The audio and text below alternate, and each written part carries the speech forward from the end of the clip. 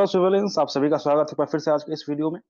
तो जैसा कि आप सभी जानते हैं, हमने स्टार्ट किया था building material specially focused for BTSC JE. लेकिन ऐसा नहीं है, बाकी सभी इंजीनियरिंग एग्जाम्स चाहे एसएस जेई हो, एई हो, उन सभी के लिए हमारा कंटेंट काफी हेल्पफुल रहेगा। तो वीडियो को देखिए, पूरा देखिए और टेलीग्राम ग्रुप ज्वाइन कर लीजिए जिसका लिंक आपको दिया हुआ है डिस्क्रिप्शन बॉक्स में। ठीक है, तो चलिए स्टार्ट करते हैं। तो अगर हम बात करें, अभी तक दो लेक्चर इसमें हो चुके हैं, दो वीडियो इसमें आ चुके हैं बिल्डिंग मटेरियल्स में। जहां तक पहले वीडियो में मैंने स्टडी किया था, जो फर्स्ट चैप्टर है, chapter first introduction to building materials, इसको हमने कवर किया था। और सेकेंड चैप्टर में सीमेंट को स्टार्ट किया था सेकेंड वीडियो में। ठीक है, तो पहला chapter introduction to building materials हमने अच्छे तरीके से इसके थ्योरेटिकल पार्ट को देखा था। इसके साथ साथ जो भी इससे रिलेटेड क्वेश्चन थे, प्रैक्टिस हमने किए थे। प्रैक्टिस क्वेश्चन या क्वेश्चन प्रैक्टिस रहा, ये भी हमने कर लिया था। और फिर सीमेंट हमने स्टार्ट किया था दूसरे वीडियो में, इससे लास्ट वाले वीडियो में, जहाँ की हमने देखा था कि इंट्रोडक्शन टू सीमेंट, सीमेंट का हमने बेसिक डिफिनेशन समझा था एग्जामिनेशन पॉइंट ऑफ व्यू से। फिर उसका क्या कैरेक्टरिस्टिक है, इसको स्टडी किया था। इन्वेंशन ऑफ सीमेंट के बारे में हमने देखा था कि इसको इन्वेंट किसने किया है, जोसेफ एस्पिडिन साहब ने किया है। कब किया है? 1824 में किया है। फिर ये किससे मिलके बनता है, इसका ब्रॉड कंपोजिशन क्या है, तो वहाँ पे कैलकेरियस मटेरियल्स और एल्जिलेसिस मटेरियल्स के बारे में हमने देखा था। इसके अलग अलग जो कॉन्स्टिट्यूएंट्स हैं, जैसे कि लाइम हो गया, ठीक है, लाइम हो गया, सिल्का हो गया, और बाकी सारे जो भी इसके जिसे मिलकर बनता है, उस सब के बारे में हमने देखा था। कितना परसेंटेज है, क्या इंपॉर्टेंस है, अगर एक्सेस होगा तो क्या हो जाएगा, कम मात्रा में होगा तो उससे क्या प्रभाव पड़ेगा, इफेक्ट पड़ेगा सीमेंट के अंदर। तो ये सारी चीजों को हमने स्टडी किया था बहुत अच्छे तरीके से। ठीक है, तो आज हम उससे आगे बढ़ेंगे और इम्पोर्टेंट टॉपिक है, आज बहुत ही इंपॉर्टेंट टॉपिक है। और ये क्वेश्चन सब हमने भी देखा था, the year of invention of Portland cement is 1824। तो ये सारा क्वेश्चन भी हमने सॉल्व किया था। तो हम बहुत ही अच्छे तरीके से, सिस्टमैटिक तरीके से पढ़ते चल रहे हैं। जो भी इंपॉर्टेंट टॉपिक है उसका थ्योरी प्लस उससे रिलेटेड जो भी प्रीवियस ईयर क्वेश्चन है, ये सारा एग्जाम, सारा जो क्वेश्चन है, ये प्रीवियस ईयर क्वेश्चन है, किसी न किसी एग्जाम में आ चुका है। ठीक है, तो बहुत ही अच्छे तरीके से स्टडी कर रहे हैं आप, इसमें बने रहिए चैनल के साथ। ठीक है, जुड़े रहिए, चैनल को सब्सक्राइब कर दीजिए और शेयर कीजिए अपने दोस्तों के बीच में। ठीक है, चलिए, जो हमारा आज का टॉपिक है बहुत इंपॉर्टेंट टॉपिक है एग्जामिनेशन पॉइंट ऑफ व्यू से। Box compounds and hydration of cement. Box compound क्या होता है? देखिए, सीमेंट जब हम बनाते हैं उसका अलग अलग हमने मिलाया, कैलकेरियस कंपाउंड और एर्जिलेसिस कंपाउंड। तो हमने देखा था अलग अलग कॉन्स्टिट्यूंट उसमें होते हैं, लेकिन अल्टीमेटली वो रिस्पॉन्सिबल नहीं होते हैं। उसमें जो प्रॉपर्टी आता है, सीमेंट सीमेंट का जो प्रॉपर्टी होता है, उसके लिए वो जिम्मेदार रिस्पॉन्सिबल नहीं होते। तो कौन होते रिस्पॉन्सिबल? उस कंपाउंड को बोलते हैं बॉक्स कंपाउंड। होता क्या है, जब हम अपने रॉ मटेरियल को बना मिलाते हैं, ठीक है, जो भी सीमेंट का इंग्रेडिएंट्स है, कैलकेरियस कंपाउंड और एर्जिलेसिस कंपाउंड, उसको साथ में फ्यूज कराते हैं, मिलाते हैं, बर्न करते हैं, तो आपस में रिएक्शन करता है, कुछ कंपाउंड बनाता है। उसी को बोलते हैं बॉक्स कंपाउंड। इसका नाम बॉक्स कंपाउंड क्यों पड़ा? क्योंकि एक साइंटिस्ट थे, बॉक्स उनके नाम पे है, उन्होंने ही इन्वेंट किया था। ठीक है, नाम दिया था इसीलिए। ठीक है, तो when all the ingredients of cement as mentioned are interground and burnt, they fuse and lead to the formation of complex chemical compound termed as box compound, which in actually are responsible for the properties of cement। तो वही बात हमने अभी समझाया कि cement के जो भी इंग्रेडिएंट्स है, क्या है इंग्रेडिएंट्स? कैलकेरियस कंपाउंड और एर्जिलेसिस कंपाउंड। लाइम हो गया, सिलिका हो गया, एल्यूमिना हो गया, आयरन ऑक्साइड हो गया, मैग्नीशिया हो गया, सल्फर हो गया, अल्कली हो गया। ये सब जो इंग्रेडिएंट्स है, जो ऊपर मेंशन किया गया है, उसको हम साथ में मिला के इंटरग्राउंड करते हैं, उसके साथ में मिलाते कूटते हैं, मिलाते हैं, तो जलाते हैं, बर्न करते हैं, तो क्या होता है, एक दूसरे से कंबाइन करता है, फ्यूज करता है। और फ्यूज करने के बाद क्या होगा, एक कम्प्लेक्स केमिकल कंपाउंड बनाएगा, कम्प्लेक्स केमिकल कंपाउंड बनाएगा। उसी को बोलेंगे बॉक्स कंपाउंड। क्या बोलेंगे उसको? बॉक्स कंपाउंड बोलेंगे। और वही अल्टीमेटली रिस्पॉन्सिबल होता है सीमेंट के प्रॉपर्टीज के लिए। सीमेंट के प्रॉपर्टीज के लिए कौन रिस्पॉन्सिबल होता है? Box compound. ठीक है, तो इंट्रोडक्शन टू बॉक्स कंपाउंड क्या है? तो Bogue's compound are the four principal clinker compound. तो कितने बॉक्स कंपाउंड होते हैं? तो टोटल चार बॉक्स कंपाउंड होते हैं। चार बॉक्स कंपाउंड होते हैं टोटल। ठीक है, form during the burning of raw materials in cement manufacturing. तो सीमेंट मैन्युफैक्चरिंग के दौरान कितने बॉक्स कंपाउंड बनते हैं? चार। ठीक है, तो सब याद रखने वाला बात है ना, याद रखने वाला पॉइंट है एग्जामिनेशन पॉइंट ऑफ व्यू से।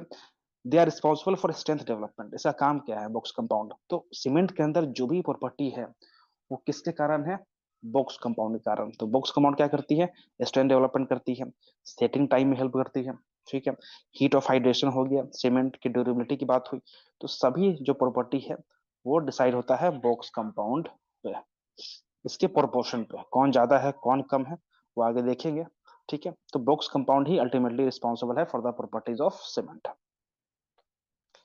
ठीक है। तो cement properties depend mainly on box compounds not on individual oxide. तो इंडिविजुअल ऑक्साइड जो हमने ऊपर पढ़ा था, लाइम हो गया, सिलिका हो गया, एल्युमिनियम ऑक्साइड हो गया, आयरन ऑक्साइड हो गया, मैग्नीशिया हो गया, सल्फर हो गया, अल्कली हो गया, ये सब इंडिविजुअल ऑक्साइड है, ठीक है। तो उस पे डिसाइड नहीं होता है, डिसाइड किससे होता है, जब वो ऑक्साइड आपस में कंबाइन करता है, फ्यूज करता है, फ्यूज करने के बाद बनाएगा बॉक्स कंपाउंड। तो बॉक्स कंपाउंड कितना बन रहा है उस पर डिसाइड होगा सीमेंट का प्रॉपर्टीज, ठीक है। अब आते हैं टाइप्स ऑफ बॉक्स कंपाउंड। तो बॉक्स कंपाउंड के चार कंपाउंड है, चार तरह के होते हैं, चार टाइप होते हैं, ये हमने जस्ट देखा। पहला होता है ट्राई कैल्शियम सिलिकेट, दूसरा होगा डाई कैल्शियम सिलिकेट, तीसरा होगा ट्राई कैल्शियम एल्यूमिनेट, फोर्थ होगा टेट्रा कैल्शियम एल्यूमिनोफेराइड। तो पहला तो उसका फॉर्मूला ही पूछ लेगा। और ट्राई कैल्शियम सिलिकेट, नाम में लिखा हुआ है ट्राई कैल्शियम है, तो कैल्शियम का तीन होगा, 3CaO.SiO2, तो एक सिलिका ऑक्साइड हो गया और तीन कैल्शियम ऑक्साइड हो गया। दूसरा है डाई कैल्शियम सिलिकेट, तो 2CaO.SiO2, तो एक सिलिका ऑक्साइड हो गया, दो कैल्शियम ऑक्साइड हो गया। फिर क्या है ट्राई कैल्शियम एल्यूमिनेट, 3CaO.Al23, तो एक एल्यूमिना ऑक्साइड हो गया और तीन आपका हो गया कैल्शियम ऑक्साइड, ठीक है। फिर टेट्रा कैल्शियम एल्यूमिनोफेराइड, टेट्रा है मतलब टेट्रा मतलब क्या हो गया, चार हो गया, तो कैल्शियम का चार हो गया।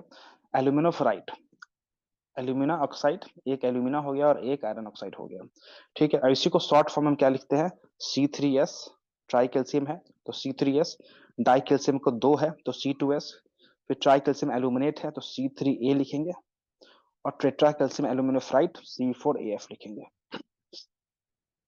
ठीक है। चलिए अब देखते हैं डिटेल में, देखते हैं एक एक बॉक्स कंपाउंड को।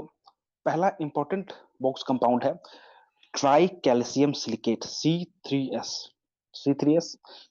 तो अगर हम इसका शॉर्ट फॉर्म देखें तो C3S, ऊपर हमने देखा जस्ट, इसका एक और नाम है, इसको बोलते हैं एलाइट, ये भी याद रखना है। एलाइट किसको बोलते हैं, C3S को, मतलब ट्राई कैल्शियम सिलिकेट को। इंपॉर्टेंट यहाँ पे क्या होगा, परसेंटेज। तो सीमेंट में ट्राई कैल्शियम सिलिकेट C3S कितना होगा, 45 to 65% होता है, सबसे ज्यादा आपको C3S ही पाया जाएगा सीमेंट में, ठीक है। एलाइट पाया जाएगा, try calcium silicate, try calcium silicate पाया जाएगा। अगर इसके बारे में बात करें, की पॉइंट्स अगर इसका देखें, तो इसमें क्या है कि undergoes hydration with in a week और टू। तो हाइड्रेशन हमने पढ़ा था पिछले वीडियो में, क्या होता है, हाइड्रेशन एक रिएक्शन होता है between cement and water. Cement के अंदर जब पानी मिलाएंगे तो जो रिएक्शन होगा उसको बोलेंगे हाइड्रेशन रिएक्शन। तो सीमेंट में पानी मिलाए तो हाइड्रेशन रिएक्शन होगा। तो अब सीमेंट के अंदर भी कौन सा बॉक्स कंपाउंड है जो एक सप्ताह या 1 से 2 सप्ताह के बीच में रिएक्ट करेगा, हाइड्रेशन रिएक्शन करेगा, तो वह है ट्राई कैल्शियम सिलिकेट। याद रखिएगा बॉक्स कंपाउंड में ट्राई कैल्शियम सिलिकेट वह बॉक्स कंपाउंड है जो शॉर्ट टर्म पे स्ट्रेंथ प्रोवाइड करता है। अर्ली स्ट्रेंथ जो मिलता है, अर्ली स्ट्रेंथ जो मिलता है वो ट्राई कैल्शियम सिलिकेट के कारण मिलता है। वो 1 से 2 सप्ताह के अंदर हाइड्रेशन होगा, पानी के साथ रिएक्ट करके स्ट्रेंथ प्रोवाइड कर देगा आपके स्ट्रक्चर को, ठीक है। Best cementing property among all box compound, तो जितने भी बॉक्स कंपाउंड हम पढ़ेंगे, जो चार हमने देखा है ऊपर में, उस चारों में जो बेस्ट सीमेंटिंग प्रॉपर्टी होगा वह किसका होगा, वह ट्राई कैल्शियम सिलिकेट का होगा। क्लियर है। Also increases the resistance of cement against Frost action, freezing and थॉइंग। Frost action क्या होता है, फ्रॉस्ट एक्शन होता है जब टेम्परेचर मान लीजिए कम हुआ तो क्या होगा, वो फ्रीज करेगा, जम जाएगा, फिर टेम्परेचर बढ़ेगा तो पिघलेगा तो फैलेगा। तो ये जो फ्रीजिंग एंड थॉइंग, बार बार पिघलना और फूलना, इसको बोलते हैं फ्रीजिंग एंड थॉइंग, इसी को बोलते हैं फ्रॉस्ट एक्शन। तो इसके कारण, ठीक है, तो ट्राई कैल्शियम सिलिकेट ही क्या करता है, सीमेंट के रेसिस्टेंस को बढ़ाता है। फ्रॉस्ट एक्शन मतलब जब फ्रॉस्ट एक्शन होगा तो भी सीमेंट आपको झेल लेगा, रेसिस्ट कर जाएगा, ये रेसिस्टेंस की कैपेसिटी को बढ़ा देगा। कौन बढ़ा देगा, ट्राई कैल्शियम सिलिकेट। तो प्रॉपर्टी बहुत याद रखना है, एक तो परसेंटेज इंपॉर्टेंट हो गया, 45% to 65% आपका ट्राई कैल्शियम सिलिकेट होगा। जल्दी हाइड्रेशन हो जाएगा, 1 से 2 सप्ताह के अंदर हो जाएगा। अर्ली स्ट्रेंथ प्रोवाइड करता है tricalcium silicate. Best cementing property होता है। फ्रॉस्ट एक्शन के अगेंस्ट जो रेसिस्टेंस है उसको कहीं ना कहीं ये बढ़ाता है। ठीक है। Produces a largest heat of hydration, तो लार्जेस्ट हीट ऑफ हाइड्रेशन भी रिलीज करने में ये आपका ये हेल्प करेगा। ठीक है। तो ये हाइड्रेशन रिएक्शन इंपॉर्टेंट नहीं है आपके BTSC JE point of view से, लेकिन फिर भी समझ लीजिए। जो C3S है आपका, ट्राई कैल्शियम सिलिकेट हो गया, इसमें पानी मिलाएंगे तो क्या होगा, एक जो कैल्शियम सिलिकेट का जेल बनेगा, CSA जेल बनेगा, फिर कैल्शियम हाइड्रोक्साइड रिलीज होगा। ठीक है। तो जो CSA जेल हो गया आपका सीमेंटेसियस कंपाउंड, इसी के अंदर वो बाइंडिंग प्रॉपर्टी होता है। बाइंडिंग प्रॉपर्टी हमने स्टडी किया था, जो दो मटेरियल को बाइंड कर दे। ठीक है। बाइंड करते और ऑल्सो नोन एज थ्रोम्बोहाइड्राइट जेल। तो अगर एग्जाम में आएगा कि थ्रोम्बोहाइड्राइट जेल किसको बोलेंगे, तो वो बोलते हैं CSH जेल को बोलते हैं। ठीक है। तो calcium hydroxide release during hydration reduces the tendency of corrosion in reinforcement. अब ये जो है कैल्शियम हाइड्रोक्साइड, ये क्या करेगा, ये क्या करेगा सीमेंट में, ये क्या होता है, बेसिक होता है, आपको पता होगा, एसिडिक वर्सेस बेसिक। ठीक है। तो ये क्या करेगा, हाइड्रोक्साइड ये बेसिक होता है, जैसे ही बेसिक होगा सीमेंट में पीएच का वैल्यू बढ़ जाएगा। पीएच बढ़ेगा, बढ़ेगा इसका मतलब जो जंग लगता है छड़ में, जो स्टील में कोरोजन होता है, वो कहीं ना कहीं कम होगा। आपको पता होना चाहिए कि जो कोरोजन होता है वो किसके कारण होता है, वो एसिडिक मीडियम में ज्यादा होता है। लेकिन जब कैल्शियम हाइड्रोक्साइड रिलीज होगा तो मीडियम क्या होगा, बेसिक हो जाएगा।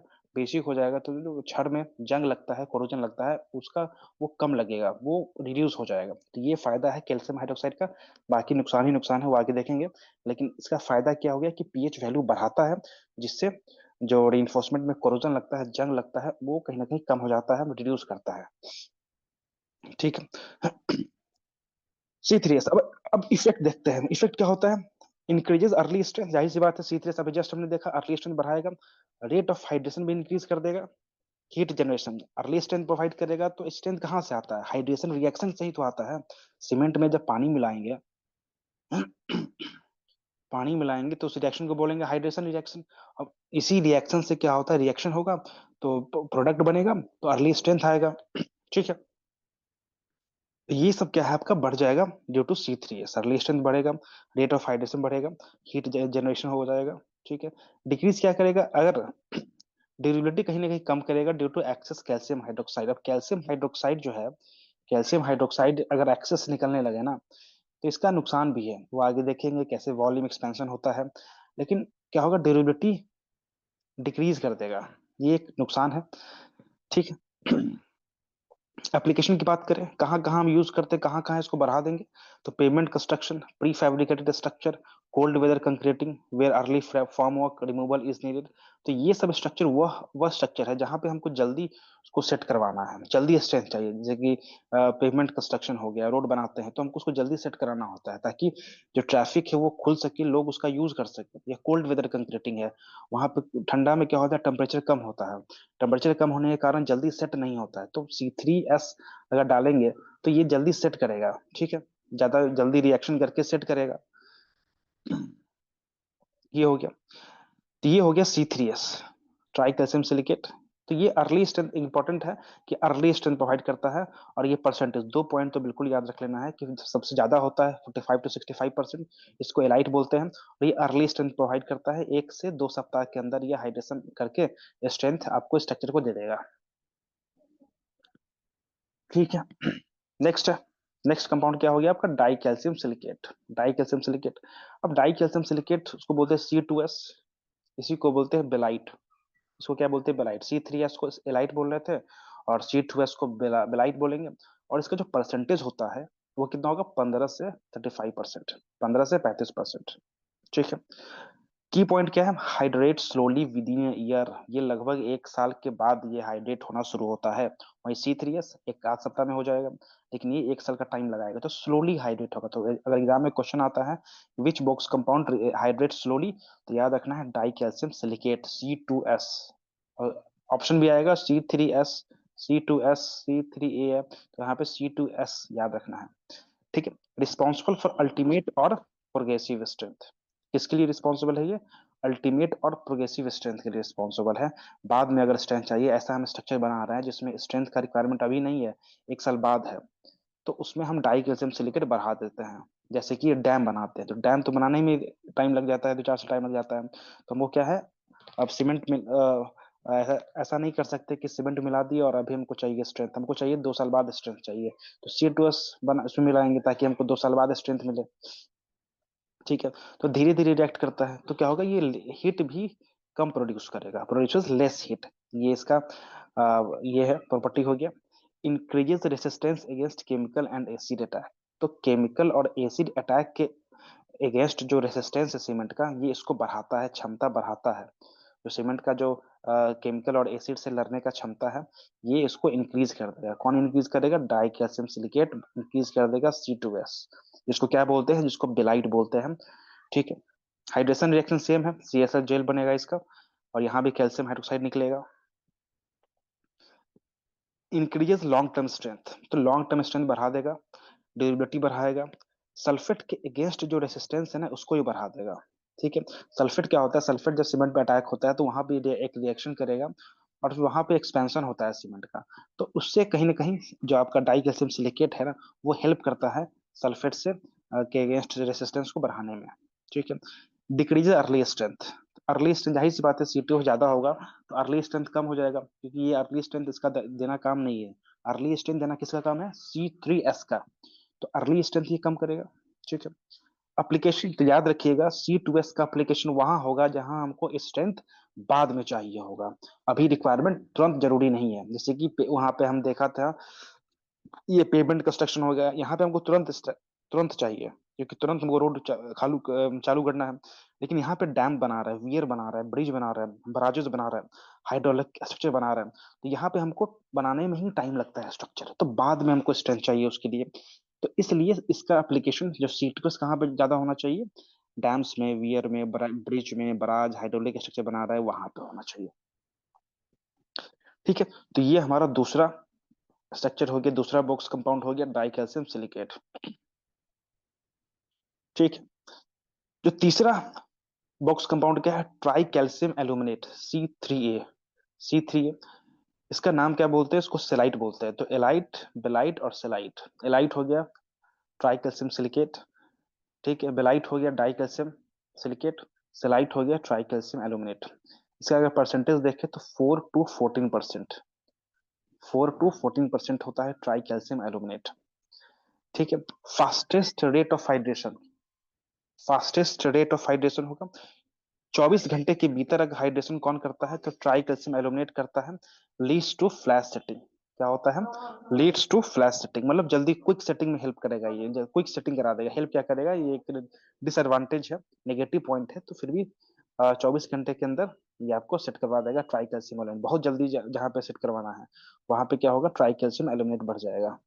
ठीक है, तो क्या होता है, ये अपने हाइड्रेशन के दौरान ना बहुत ज्यादा हीट रिलीज करेगा, और इससे क्या होगा, सीमेंट में जो हम पानी मिला रहे हैं वो हाइड्रेशन के लिए, वो कुछ ना कुछ लॉस कर देगा, इवापोरेशन हो जाएगा। ठीक है, तो इससे क्या होगा, जब इवापोरेशन होगा तो गैस रिलीज होगा, तो सरफेस पे क्रैक्स आपको देखने को मिलेगा, और सरफेस पे क्रैक्स देखने को मिलेगा ही, साथ में क्या होगा, जब पानी इसने इस्तेमाल कर लिया है, यूज कर लिया है, इवापोरेट कर दिया है, तो हाइड्रेशन कम हो पाएगा। जाहिर सी बात है, पानी हमने मिलाया था सीमेंट के साथ रिएक्शन करने में, लेकिन C3A ने क्या किया, उस पानी का यूज कर लिया, उसको इवोपरेट कर दिया। ठीक है, तो क्या होगा, कंप्लीट हाइड्रेशन भी नहीं हो पाएगा, तो स्ट्रेंथ भी कम कर देगा, और सरफेस पे क्रैक भी डेवलप कर देगा। कौन? C3A।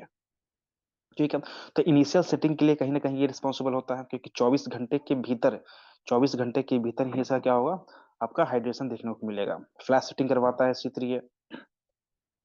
ठीक है, तो लीस्ट सीमेंटिंग प्रॉपर्टी होगा, also refer to as harmful ingredient of cement. Cement का क्या है, हार्मफुल इंग्रेडिएंट है, इसमें कोई सीमेंटिंग प्रॉपर्टी अच्छा नहीं होता है, पॉजिटिव नहीं होता है, नुकसानदायक होता है। ठीक है, poor resistance to sulphate attack, तो सल्फेट अटैक के अगेंस्ट भी जो इसका रेसिस्टेंस है वो काफी पुअर है।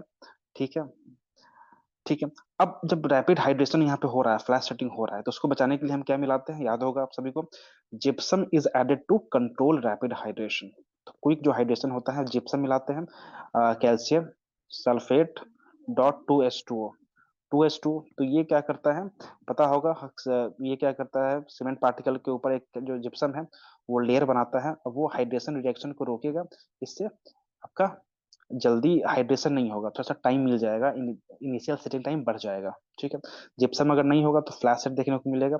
फ्लैश सेट क्या होता है, अभी जस्ट हमने देखा, flash setting means the immediate और instant setting of the cement. Cement का जो इमीडिएट और इंस्टेंट सेटिंग होता है which takes place due to the presence of alumina in the cement. तो सीमेंट में एल्यूमिना है, एल्यूमिना के कारण क्या होगा, जल्दी से सेट हो जाएगा सीमेंट, इसी को बोलते हैं फ्लैश सेटिंग बोलेंगे। और उसी फ्लैश सेट को न्यूट्रलाइज करने के लिए जो इंस्टेंट सेटिंग हो रहा है उसमें जिप्सम मिलाते हैं, जो क्या करता है, C3 पार्टिकल के ऊपर, ये आपका पार्टिकल है तो उसके ऊपर एक लेयर लगा जाता है जिप्सम, और इसका जो पानी के साथ इंट्रैक्शन है वो कहीं ना कहीं कुछ टाइम के लिए ब्रेक हो जाता है। लेकिन ये जो लेयर है ये क्या होता है, काफी टेम्प्रोरी होता है और तुरंत ये रिमूव हो जाएगा। तो इसलिए फाइनल सेटिंग टाइम पे कोई इफेक्ट नहीं आता है जिप्सम का, लेकिन इनिशियल सेटिंग टाइम पे थोड़ा उसको डिले करता है। ठीक है। और यहीं से कंसेप्ट आया है फॉल्ट सेटिंग का भी। अब क्या होता है, जैसे ही हम इसको मिलाएंगे तो जो वाटर ऑफ ये H2O है, CSO4.2H2O, तो ये जो दो पानी है का मॉलिक्यूल है, इसको बोलते हैं वाटर ऑफ क्रिस्टलाइजेशन। ये क्या करता है, वेपराइज कर जाएगा, उड़ जाएगा, आइदर पार्शियली या completely during the manufacturing of cement. Cement के मैन्युफैक्चरिंग के दौरान ये पार्शियली या कंप्लीटली वेपराइज कर जाता है। और जब भी हम पानी इसमें मिलाते हैं, वाटर मिलाते हैं, तो वो क्या करता है, कैल्शियम सल्फेट वो पानी इसको खींच लेगा अपने पास। ठीक है। तो ये तो रिएक्ट कर लेगा। ठीक है। It first react with gypsum to fulfil its water deficiency. तो जो इसका दो मॉलिक्यूल पानी का कम हो गया है ना, तो अपनी इस कमी को मिटाने के लिए पानी का यूज कर लेगा। ठीक है। During which it hardens and gives the impression of fall setting the cement. तो लगेगा क्या, कि सीमेंट लगेगा कि सेट हो गया है, हार्ड हो गया है, जो कि एक्चुअली में वो सेट नहीं होता है। पानी सिर्फ कहाँ चला गया, वाटर कहाँ चला गया, वाटर मॉलिक्यूल्स वो जिप्सम के पास चला गया। ठीक है। लेकिन लगेगा क्या कि ये सीमेंट सेट हो चुका है, हार्ड हो चुका है, तो यहाँ से मिलता है फॉल्ट सेटिंग। फॉल्स नहीं, ऐसा अपीयर होगा कि सेट हो चुका है, बट एक्चुअली में वो सेट नहीं होता है। It can be identified by further adding more water to cement. फिर जब पानी मिलाएंगे तो अपने आप वो पानी वहां से फिर लगेगा कि वो आराम से लूज हो जाएगा, और फिर वहां पे हाइड्रेशन प्रोसेस स्टार्ट हो जाएगा। ठीक है। इसमें इंपॉर्टेंट पॉइंट क्या है, एक तो परसेंटेज कितना है, 4 से 14%। इसको क्या बोलते हैं, सलाइड बोलते हैं। और ये फ्लैश सेटिंग के लिए रिस्पॉन्सिबल है। 24 घंटे के अंदर इसमें आपको हाइड्रेशन रिएक्शन देखने को मिलता है। ठीक है। नेक्स्ट नेक्स्ट बॉक्स कंपाउंड क्या है, टेट्रा कैल्शियम एल्यूमिनो फेराइट। इसको क्या बोलते हैं, C4AF। दूसरा नाम क्या है इसका, फेलाइट। इसका परसेंटेज अगर पूछेगा तो 10 से 18%। तो 10 से 18% आपका टेट्रा कैल्शियम एल्यूमिनो फेराइट। ठीक है। ये भी क्या होता है, 24 घंटे के अंदर ही हाइड्रेशन होगा। ठीक है। और ये भी कहीं ना कहीं रिस्पॉन्सिबल है फ्लैश सेट के लिए। लेकिन रेट ऑफ हाइड्रेशन अगर कंपैरिजन के लिए पूछ लिया जाए एग्जाम में, तो किसका ज्यादा होता है, C4AF का ज्यादा होता है C3A का। दोनों ही रिस्पॉन्सिबल है फ्लैश सेटिंग के लिए, दोनों ही 24 घंटे के भीतर ही हाइड्रेशन होता है। लेकिन इस दोनों में अगर कंपैरिजन करना पड़े तो C4AF का रेट ऑफ हाइड्रेशन ज्यादा होता है C3A से। ठीक है। इसके इसका भी जो सीमेंटिंग प्रॉपर्टी होता है वो काफी वर्स्ट होता है, बहुत इसका फायदेमंद नहीं है।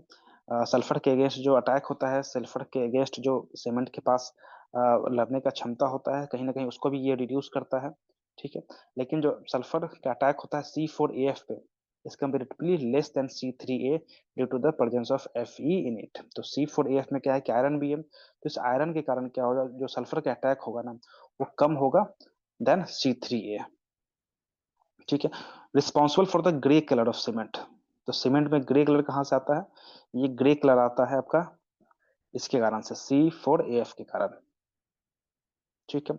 It has no engineering use as it does not impart any property to cement. इसका कोई इंजीनियरिंग यूज नहीं है, कोई प्रॉपर्टी प्रोवाइड नहीं करता है। ठीक है।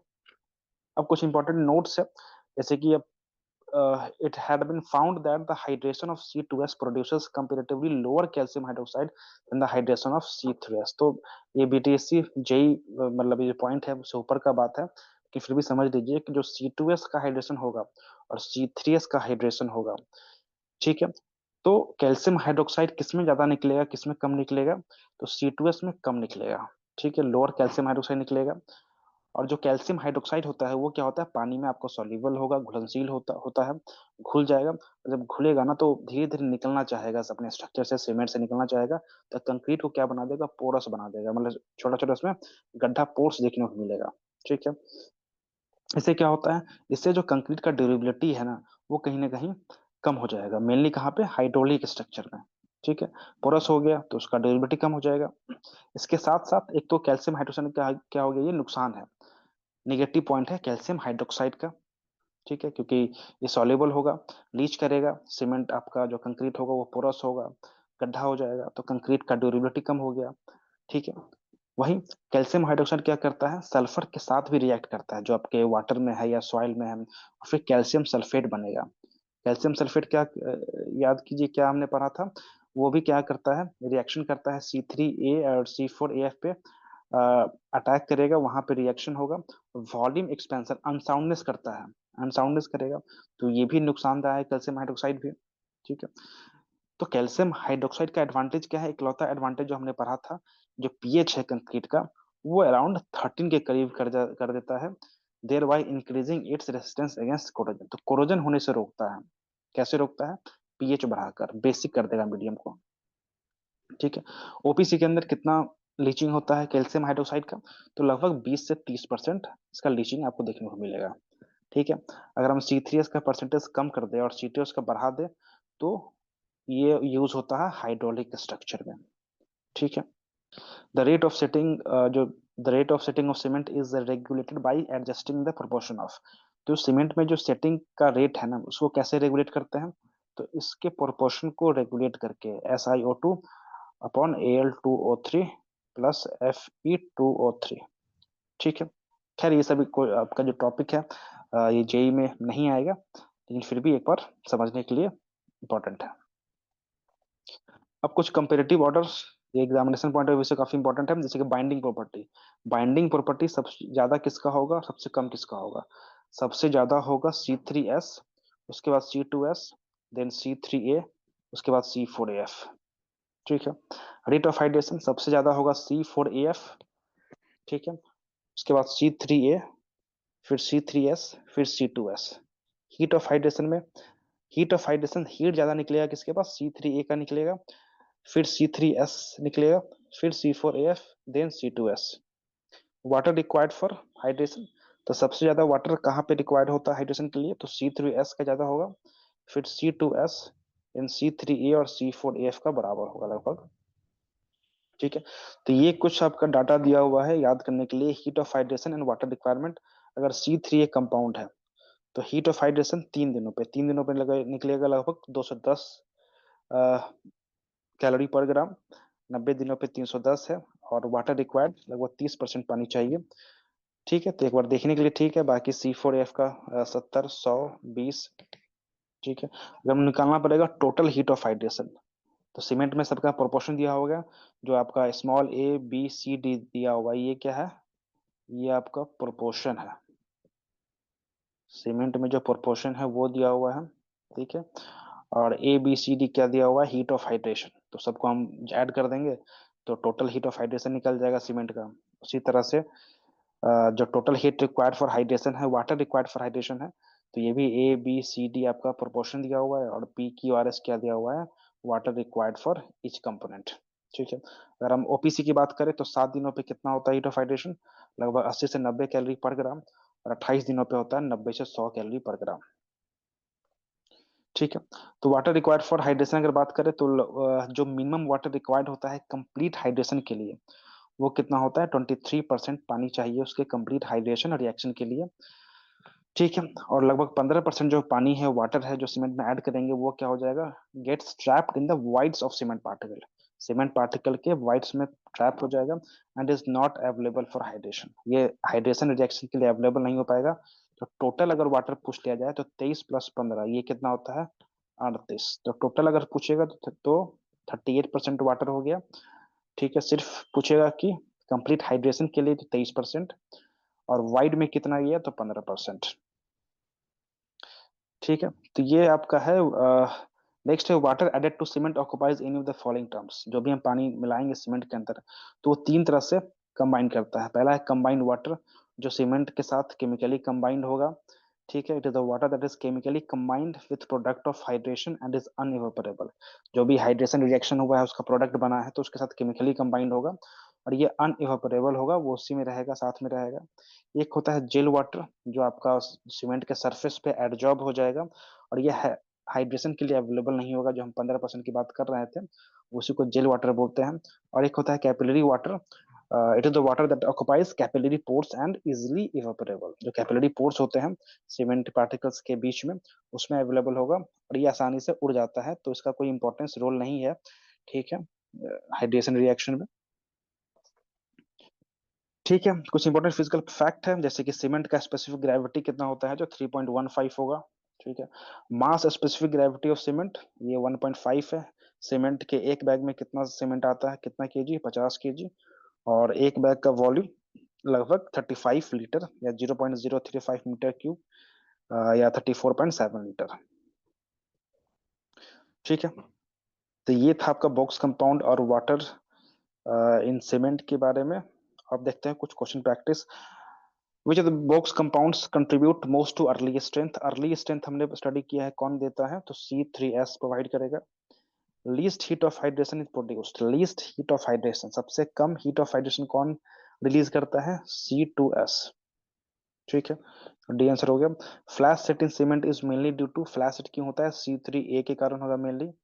The best cementing property is shown by, best cementing property आपको शो करेगा C3S।